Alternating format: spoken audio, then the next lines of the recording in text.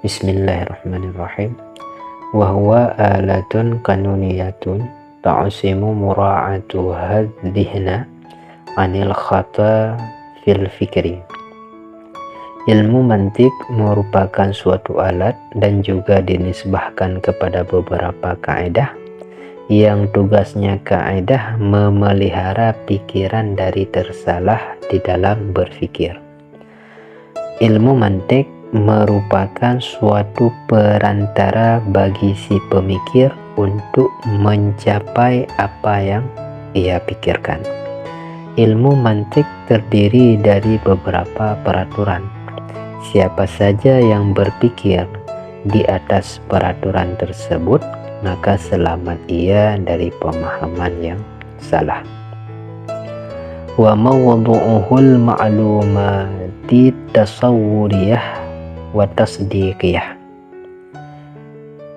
Dan pembahasan ilmu mantik itu tentang tasawur dan tasdik. Itu beberapa pelajaran tentang tasawur dan tasdik. Ilmu mantik ialah ilmu untuk mengetahui mana pemikiran yang benar dan mana yang salah. Ilmu mantik mencakup tentang pembahasan tasawur, atau bisa dikatakan juga tentang cara memahami suatu makna dengan cara menghubungkan suatu makna kepada makna yang lain.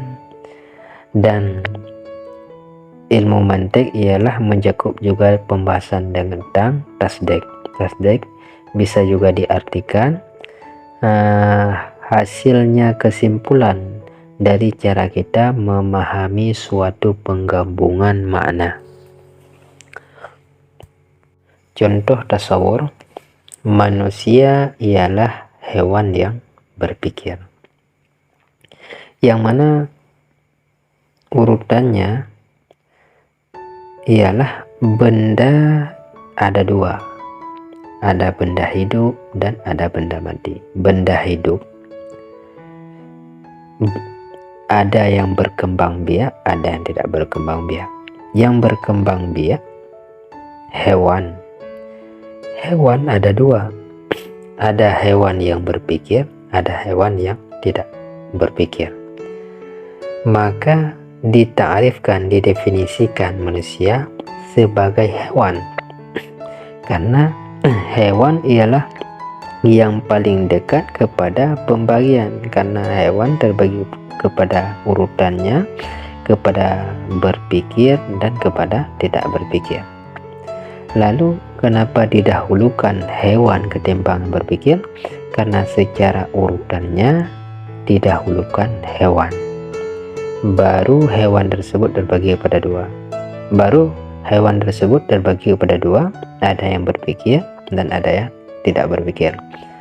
Itu contoh pentasawuran. Sedangkan contoh tasdik, seperti kita melihat bahwa alam senantiasa berubah-ubah.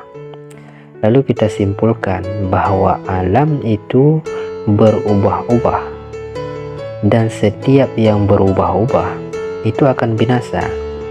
Maka dengan itu kita dapat mengambil suatu kesimpulan bahwa alam itu binasa.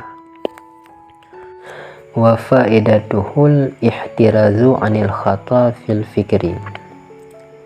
Dan fungsi ilmu mantik itu untuk menjaga dari tersalah dalam berfikir.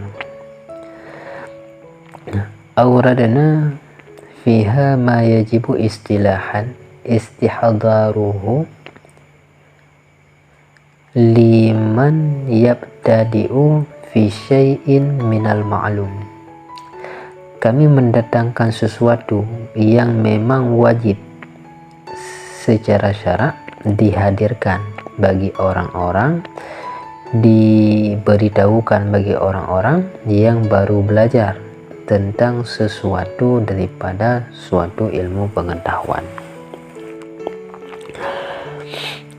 yang mana barang siapa yang memulai untuk mempelajari suatu bidang ilmu, wajib secara syar'iyah, yakni wajib kifayah, untuk mempelajari ilmu mantik, dikarenakan ilmu mantik dapat menjaga pikiran daripada murid-murid dari tersalah mengambil suatu pemahaman.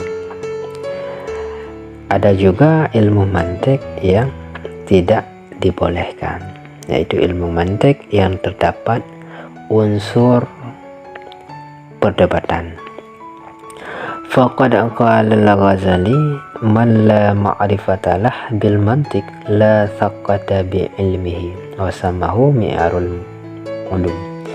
Imam Al-Ghazali juga pernah berkata, barang siapa yang tidak tahu ilmu mantik, ilmunya tidak dapat dipercaya.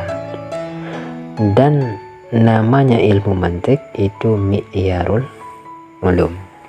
Mi'yarul ulum ialah suatu ilmu untuk menimbang suatu pemahaman yang dengan ilmu tersebut ia dapat mengetahui mana pemikiran yang benar dan mana pemikiran yang salah. Wa hasaral musanniful maqsudu fi risalatin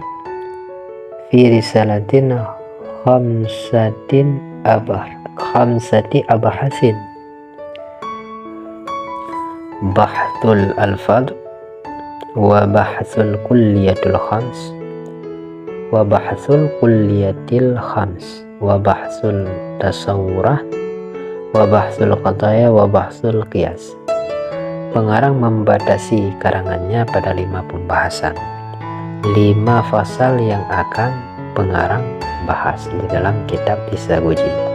Yang pertama fasal lafaz, yang kedua kulliyah yang 5, yang ketiga fasal tentang tasawur, yang keempat qadiyah, dan yang kelima qiyas.